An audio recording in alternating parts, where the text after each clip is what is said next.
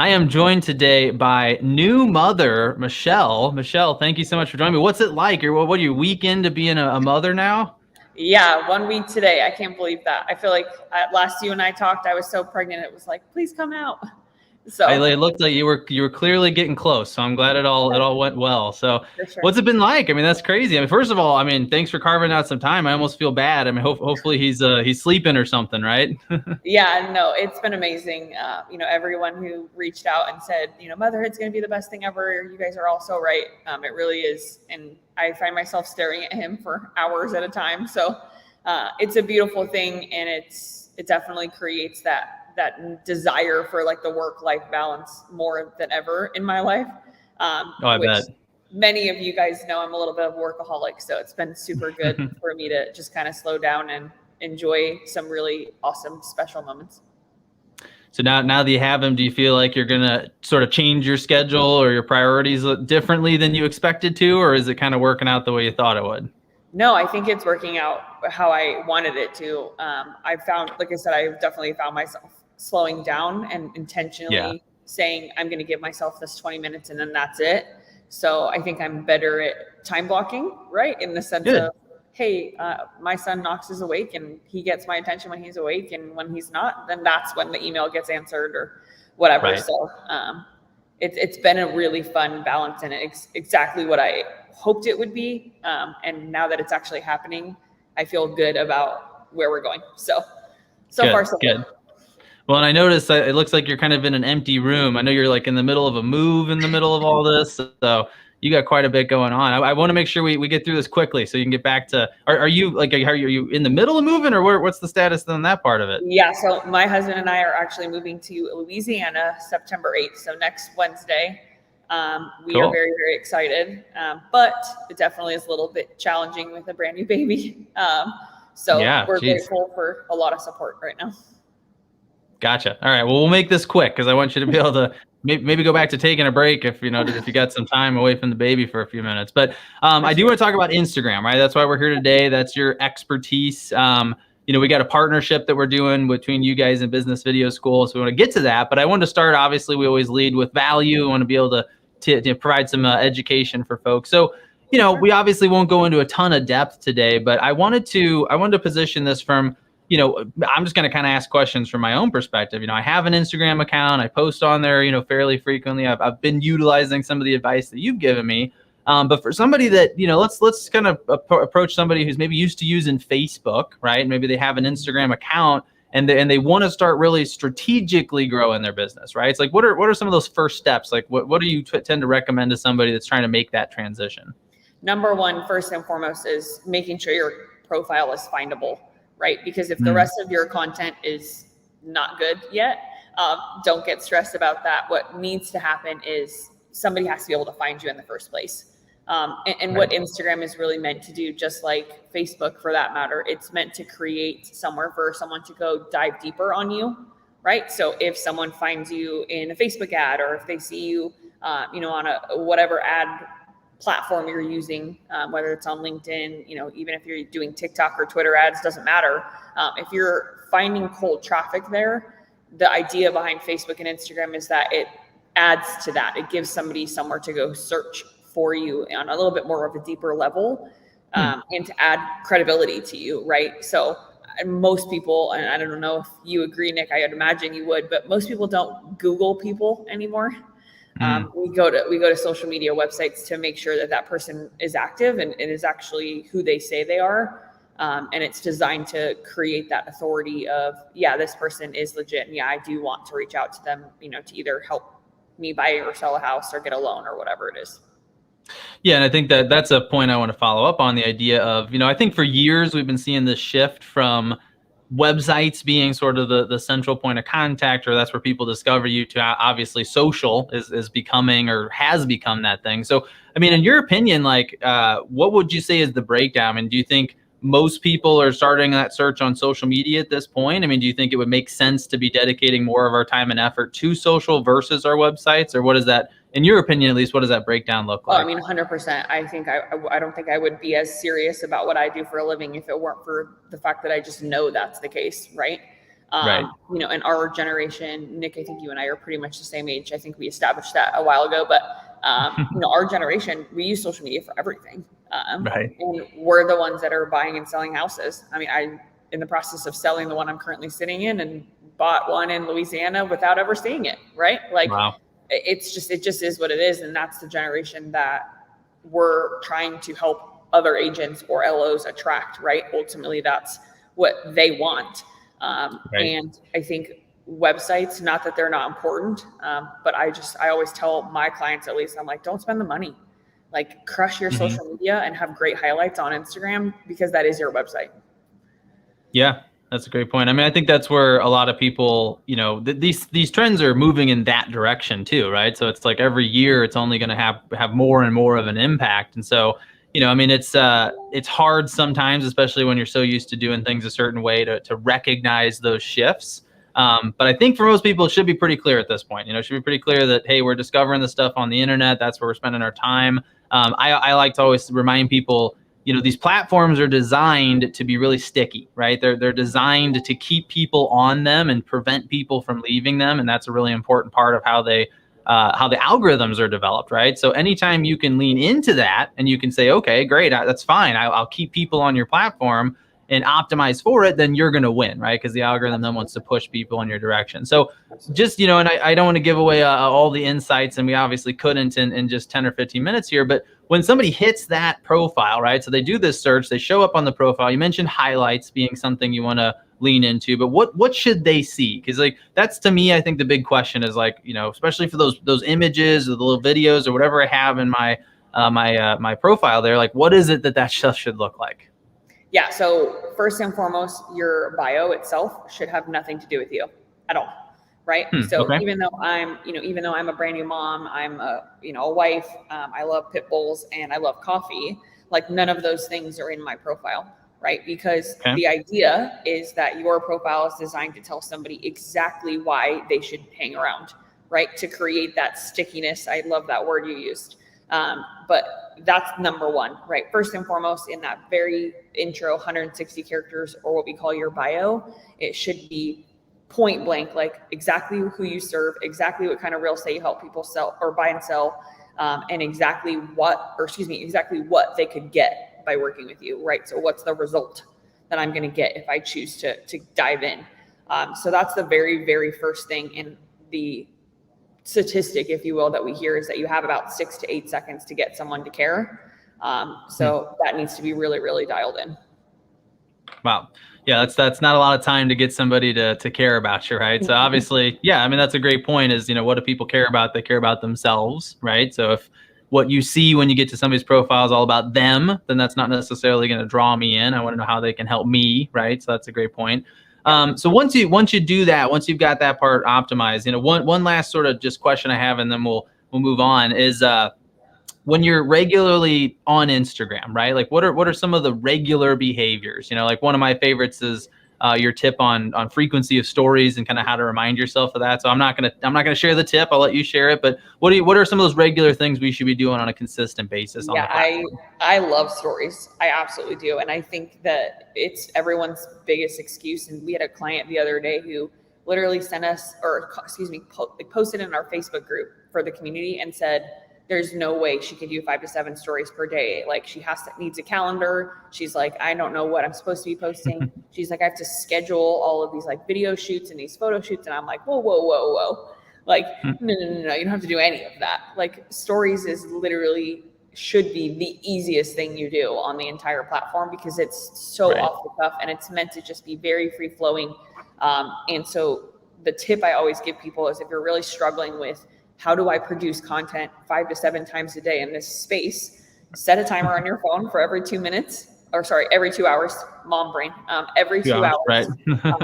in your phone. And when that timer goes off, I don't care what you're doing. You could be in line at Starbucks. You could be walking the dog. You could be submitting an offer, right? And doing a quick boomerang of your computer screen, just saying, submitting an offer for my awesome clients. It could be as simple as that. So the number one thing with stories is set a timer, and number 2, do not overthink it, because it is not that big of a deal. And people make it out to be I'll never forget the conversation I had with a girl who was like, well, my hair's not done. I can't go on stories. Like, what if my hair's not done? And I'm Right. like, nobody cares whatsoever. The Right. point of Well, if story, anything, they might like that, right? Because they're more. seeing some vulnerability. They're seeing a side of you that they wouldn't normally see. Yeah. Well, that's the point, right? Is like, who is this person? What's their sound or what's their voice like? What are they doing during their day to day? What are their mannerisms? What kind of personality is coming across there? Because Right. at the end of the day, the stories really are designed to be the tool to help somebody decide, like, can I see myself spending an entire day in a car with you, right? Or is that going to be like really hard for me to do, right? That's a good point. So that's what they're supposed to be. Right. And especially, I mean, we both work with a lot of real estate agents. And I think that's something that they overlook is, people are, yeah, they want to know about your business acumen and they want to know, what you're doing, but they want to know what's going to be like to work with you. Right. And that's a lot of just personal interaction, just spending time with each other, having a lot of face-to-face conversations. And yeah, that's going to come down to just who you are and what your interests are and, what's it going to be like to interact. Right. So showing people that is a much more powerful marketing and sales tool than I think a lot of people realize at this point. So, and it's way more powerful than posting listing, or sold over asking, right? Which is what people like to post about because it makes them feel good. But in reality, what it portrays is the opposite, right? It's not about the person that's consuming it at that point. It's about you showcasing how awesome you are. And we got to flip that upside down and kind of turn it around. Love it. Awesome. Cool. Well, we are running out of time, so I want to get on to the next question here, which is we're doing a sort of a partnership at the moment between Business Video School and you guys, and I wanted you to talk about the course that you have available and what is it, just kind of give us an overall description of what somebody can expect if they invest in this with you. Yeah, so the Instagram Power Method is the name of the program that I've created, and what the course is designed to do is create really, really powerful organic presence, or a very powerful organic presence for you on Instagram specifically. It does translate obviously over to Facebook and really anywhere you want to put content, but the core foundation of the entire program is rooted in psychology. So it's rooted in who is my ideal client, where does my ideal client hang out, how can I produce content to actually fish them out, and doing it all from a basis of who's my ideal person, what kind of things does that person actually need help with, and then producing content to solve their problems versus us, right? Or in this case, agents posting about what they think their audience wants. So the course really breaks down that whole process of how to create that foundation, and making sure that you do so in a way where once those people do find you, they're on fire for you is what I like to say. And so the program teaches you how to create content that will do that, and then also teaches you how to actually convert those people. So just like anything in sales, right, you have cold leads, warm leads, and hot leads, and you have to be able to move them through that funnel. And one of the specialties, if you will, that I have is being able to convert in my DMs. So there's multiple pieces to the course that talk specifically on how do we actually create that emotional connection between someone that's just consuming our stories on a day-to-day basis, and how do we then convert them into business for ourselves. So that's kind of the start, and the middle of the course itself is really based off branding and aesthetic patterning. And to your point earlier, Nick, is, what do you want people to see when you land on your page? And so that the center of the course is really, very deep into that part of it because it's important. And then we wrap up at the end of the 10 modules with that DM conversation and how to convert. Very cool. All right. Well, so give me some case studies here, some of the testimonials, right? So some of the students you've worked with, I mean, what kind of results are they seeing? What kind of changes are they see in their business? Yeah, so we have a ton of incredible results for different types of students. I think we've just crossed 1,000 students, which is just insane. Like, I can't imagine. Wow. I never, ever expected to have that when I first created this back in July of 2019. But congratulations. That's a big step. Yeah. Very excited. Not for me, but for all those 1,000 people.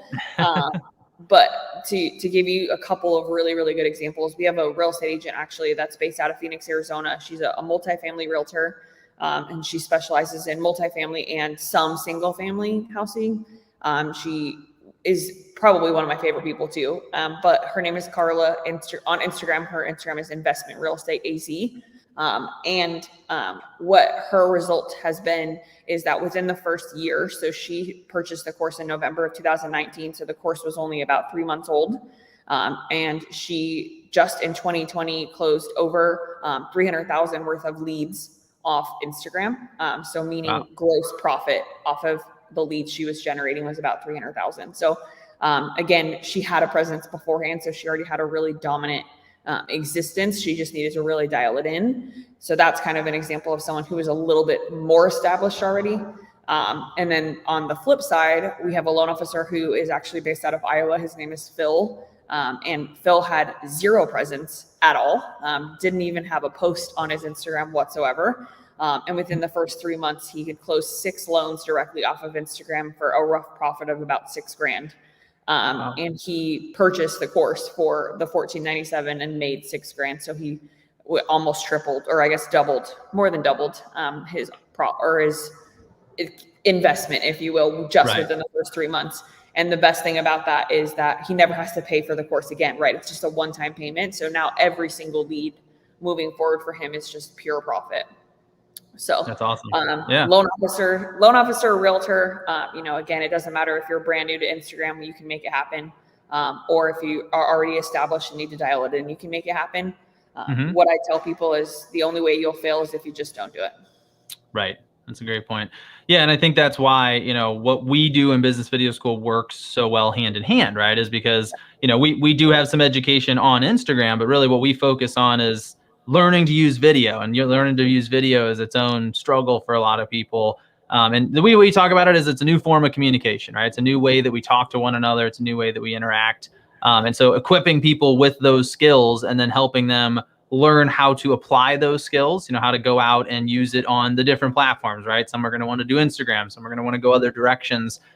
That's why we love feeding them to you, right? Because then they can come in, they can learn all the strategies that they need to learn, and then apply them immediately while continuing to improve their video skills. Because I think that's a thing that a lot of people, a lot of people, I think they really get stuck up on the idea that if I'm going to do this, right, sort of, if I'm going to go down this path, I better be able to get certain results in a certain amount of time, almost as if social media is a marketing strategy that I can either use or not use. And I think you and I would sort of argue we're way past that point. Social media is just how a lot of people choose to talk to each other. And you can either be present for that conversation and a part of it, or you can be completely absent. And for those people, there's a good chance you're just never going to show up for them, right?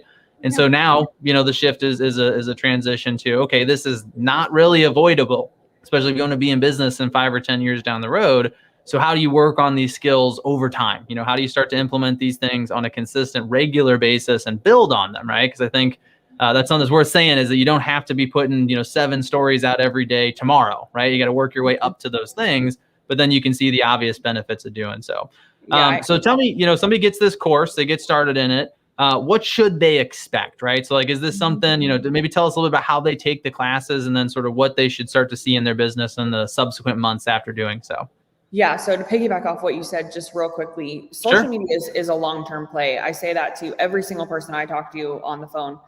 If you're calling expecting to get 5 leads in the first month, don't call, right? Because it's just not the mentality that you need to have in order to be really successful on this platform or in general on social media for that matter.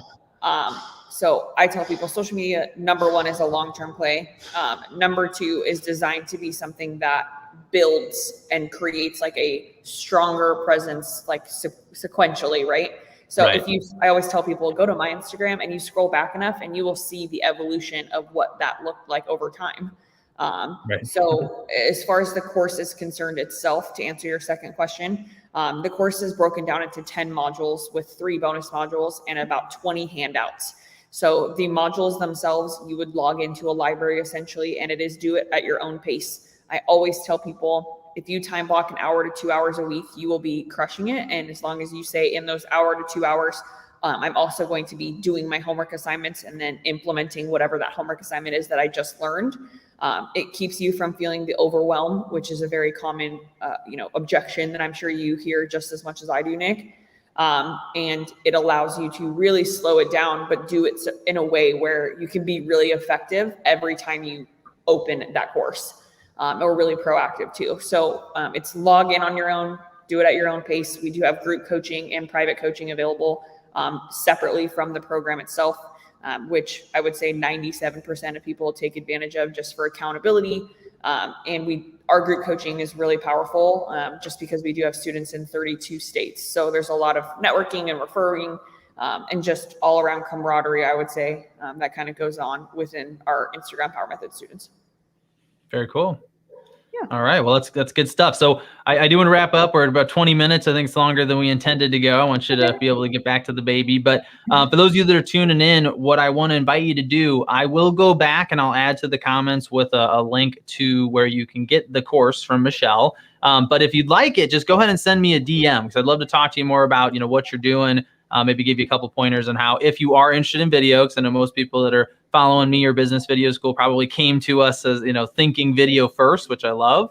So I'd love to give you some couple pointers, on how you can be using video on Instagram, and then also get you hooked up with Michelle so you can get set up. And by all means, if you're thinking, hey, the course sounds great, but I could use a little bit more one-on-one help, we can see if we can get you one of those slots for some coaching as well. I know those are a little bit tighter to get to, so we'll make sure we can get that opened up for you. So any last thoughts, Michelle? Anything I missed that we want to share before we wrap up? No, just that I'm super excited about, working with you, Nick. I always have been, and we're definitely a duo as far as, you need both. You can't just do one or the other. So for anybody who's like, well, I'm in Business Video School, what do I need the Instagram Power Method for? And then if I get the Instagram Power Method, why do I need Business Video School? I would tell you to take that out of your brain, because they go hand in hand. You can't do one without the other. Ideally, the point is that video is your platform, or the way you create content to put it on Instagram, to put it on Facebook, or to put it anywhere else for that matter.